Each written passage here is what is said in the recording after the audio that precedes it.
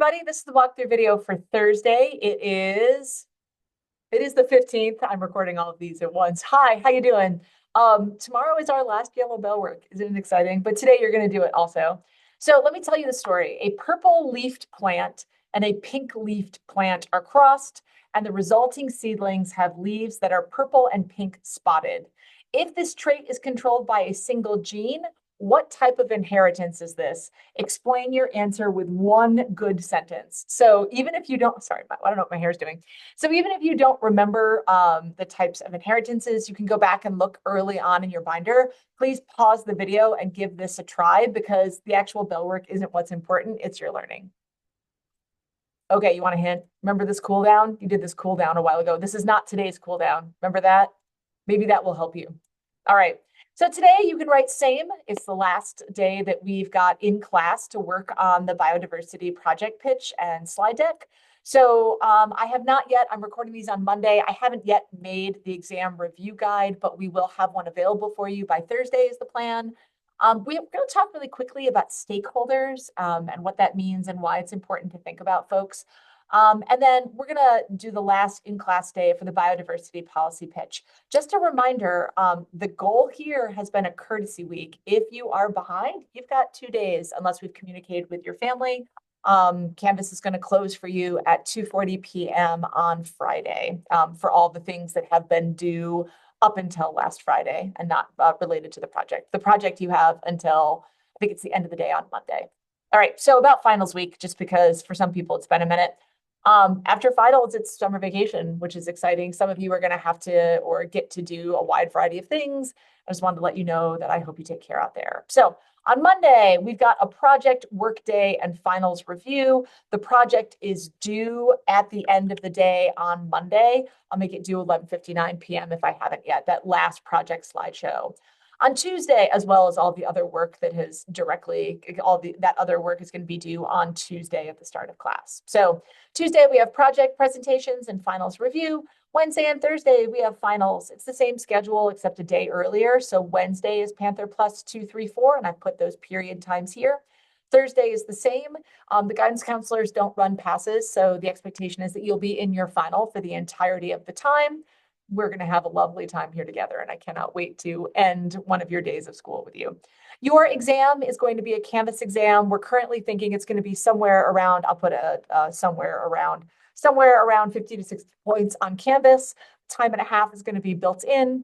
And there's no extra credit this time. Some people in try one, because we were not yet offering test retakes, got an extra credit chunk for the final. That's not happening this trimester. So what we're trying to do is give you a big boost for that 90% of your grade that is the coursework over the trimester with the project. So I want to tell you a quick story about stakeholder analysis. This is a pretty busy picture, but we're going to start by focusing in on this. Let me duplicate it so we don't have to look at it.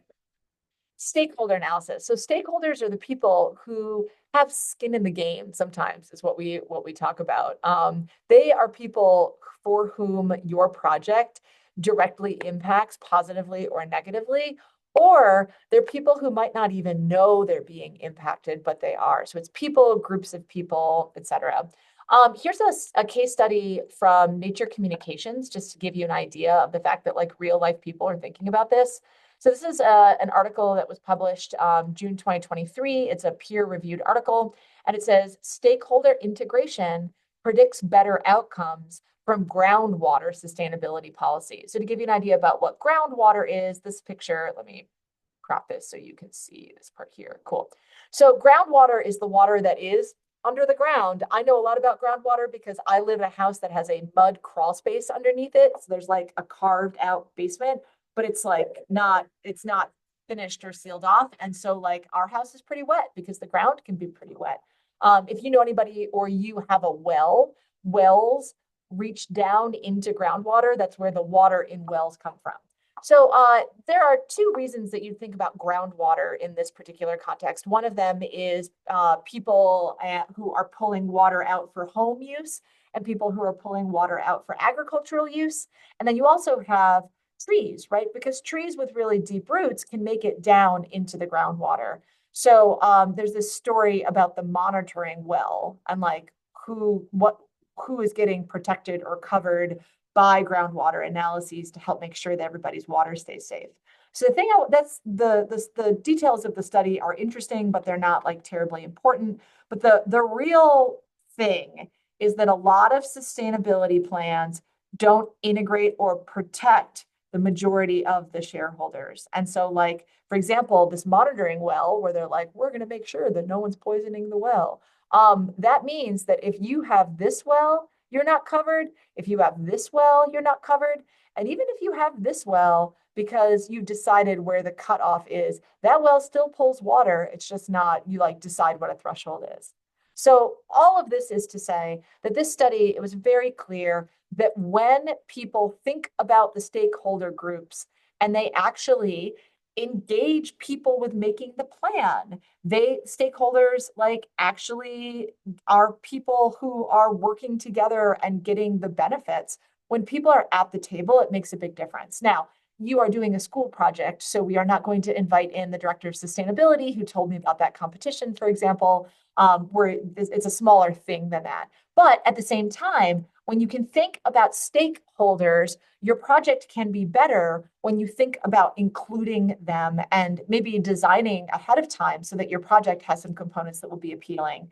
For example, if you are a farmer and you're thinking about building a forest corridor, that land is going to come from farms, sometimes family farms, sometimes corporate farms run by these big corporations. So, like, what are you going to do to help make it so that people would allow that land to be reforested? That's the question. So who needs to be on the team for your project? You're going to make a bulleted list of at least 6 people and groups and roles. Hang on, I'm going to pause recording. I'll be right back. Okay. Bell rang. So who needs to be on the team for your project? 6 different people out in the community. So like, remember we talked about the last time we did a cool down, maybe it was 2 times ago, we talked about this type of idea. Those are stakeholders. Who else is on that list? Maybe you want to share these same 3, maybe it's somebody else. Okay, so we've done the cool down early. That's strange. Let me tell you why we did that. Today, we're finishing the biodiversity project pitch. The slide deck is blank and you're going to fill it in. Just a reminder, your work must be your own. No AI, no internet copy pastes. You need to use your own words and ideas because practicing now will make it more powerful when you have to do it during a job interview, a tense family discussion, a situation where maybe you are a lay leader in your religious group and someone comes to you with a problem. Being able to analyze ideas in real time is important for being human. So we're practicing now. If that means there are some spelling typos we have to fix, okay. If that means it's a little less thorough, great. It needs to come out of your own brain. Please use complete sentences where appropriate, and please answer each prompt completely to get full credit. Remember, if I can show you, I want to be a student. Remember, if you go through and you click any of the places where we are doing the slide deck, you'll see the rubric, and you'll be able to see what those points are. Now, somebody asked me about cited statistics. You may link your project to a credible website for this particular thing. You don't need to put it in MLA or APA or anything like that. So you just need to find a credible website that has statistics about the biodiversity of the area that you're thinking about. Maybe it's about Bloomington, maybe it's about Indiana, maybe it's about the Midwest. And just link the place where you write it. You highlight that text and use the linking tool. So, and then, wrong thing. And then the next order of business is Unit 4 was, as some of you just found out, a really long time ago. And so we're going to ask that you work through the finals review. Tomorrow, we're going to give you access to the Kahoots that Mr. Gray is making for this lesson series. And so you'll have access to those, and we'll actually play a couple of them together. So please work on the final review because it was a long time ago. All right, that's it for me. I hope you're doing well out there. See you soon. Bye.